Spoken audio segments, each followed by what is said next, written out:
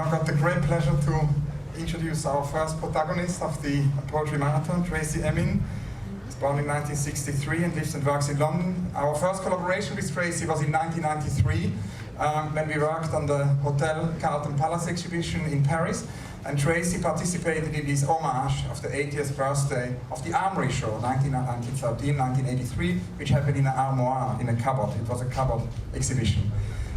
Tracey's work needs no introduction. She uses many media, drawing, installation, but also a lot writing. She represented Britain at the 52nd Venice Biennale, had a big show last year at the Edinburgh Museum. Those Who Suffer Love is a collection of drawings and poems and was published in 2009. And Tracey is also currently poet in residence for the GQ magazine, and she will read us here today poems from Those Who Suffer Love. A very warm welcome to Tracey Emin.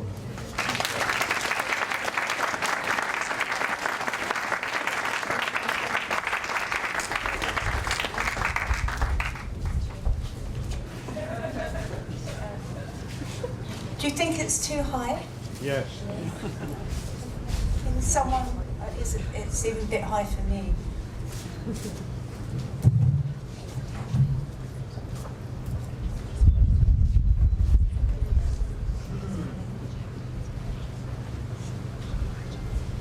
Well, I feel very honoured and flattered to be here today. Hans, he just telephoned me in the summer and said, you know, we're doing this project. I said, yeah, I'll do any project you say. Anything you say, anything you ask me to do, I'll do for you. And then I found out it was a poetry project, Poetry Marathon, which luckily coincided with the fact that I am poet in residence for GQ Men's Magazine, for Gentleman Quarterly. I've been doing it for about a year and a half, and this is a collection of some of the poems which have been published in the last year and a half. They're not brilliant poems, they're not fantastic. I left school at 13, but for me, poetry is about a different way of thinking, a different way for the mind to breathe. If the mind was a heart pumping, it makes the heartbeat go in a different way, it makes the thoughts flow in a different way. And so for me, writing poetry is a release for my mind, and it makes my mind feel that it's a different kind of organ. So a lot of my poems are about love, and some of them are quite romantic, and some of them are just hardcore and dirty. So I'm only going to read the ones that are in the book, make it short and simple. But before I do, I'm going to recite my favourite poem of all time, which is an 18th century Arabic poem written by a woman. And I think it sums up my life very well in a few lines. I poured out my worries to a friend, hoping it would make me feel better, but all that happened became an open secret, fireflies in the dark. So, this one's called 5 a.m. And by the way, they're all really short. So anyway, 5 a.m. Just woke up, rolled over, and you're not here.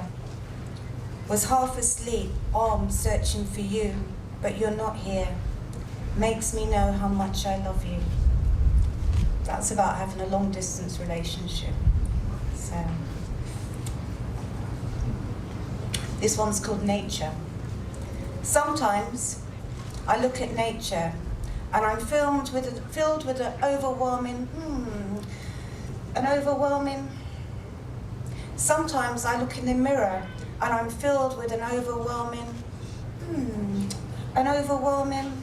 And sometimes I look in your eyes and I'm filled with an overwhelming. And sometimes I look at your penis and I think, Christ, that's big.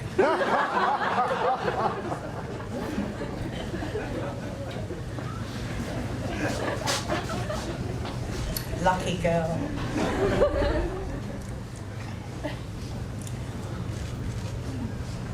I'm quite happy to say why. In GQ, I have to say why I wrote the poems, or what reason. And this is when I thought my boyfriend was having an affair. Okay. So I stood there, wanting you, like some deranged loser, just waiting, always waiting, never wanted, just waiting. You don't make me feel beautiful anymore. Quite, from the heart. He hasn't heard them, so he's here. I love him, so it's okay.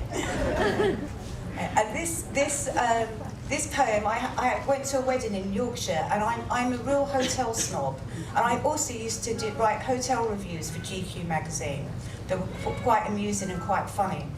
And so now I'm terrible. I look at when I did Venice, Andrea Rose said to me, I was the first artist who actually checked out all the linen in all the hotels before I looked at the space. So, and this one's just about staying in a very miserable hotel in Yorkshire. So, it's called Hotel Redemption. Sitting in bed in the kind of hotel I know you would hate. The village hotel, not quaint, no inglenook. Lino floor, ensuite, lamp out. Trouser press, no service to my room. The kind of hotel I know you would hate. Tiny TV, a world without sky. In the kind of hotel I know you would hate.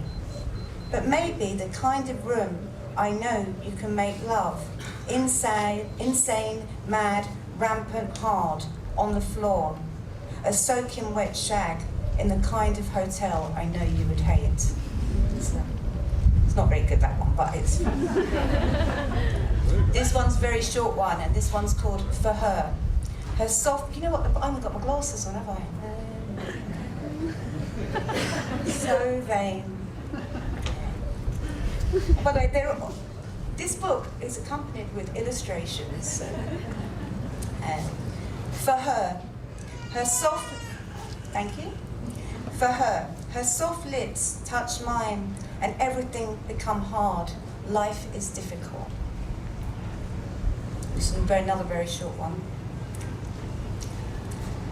From behind, in front, up front, tits up, open mouth, wide-eyed, I'm coming.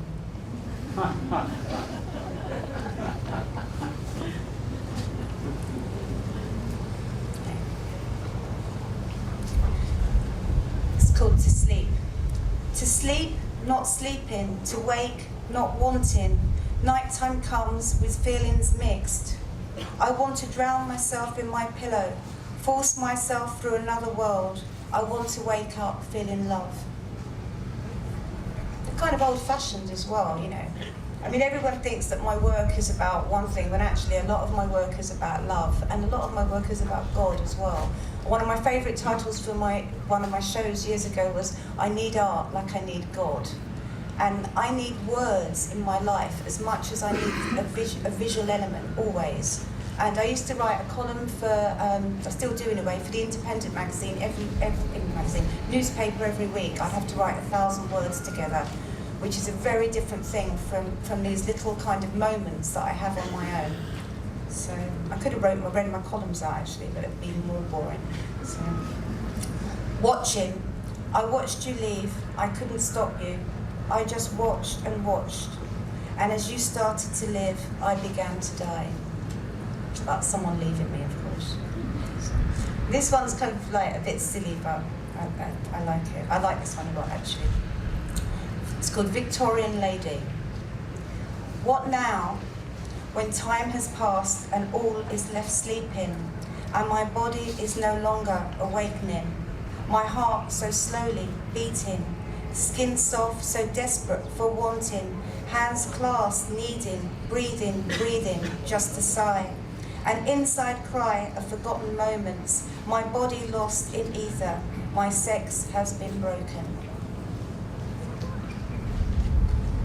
It sounds quite Victorian.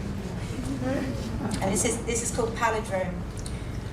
It's called Palindrome because it's about the year 2002. Okay. You treated me so cruel. I blamed it on so many things. Pressure, stress, drugs, the vast amount of alcohol, a general headiness of our time. Never, never, never once did I actually put it down to hate. So cruel you treated me. So that's it. So finished.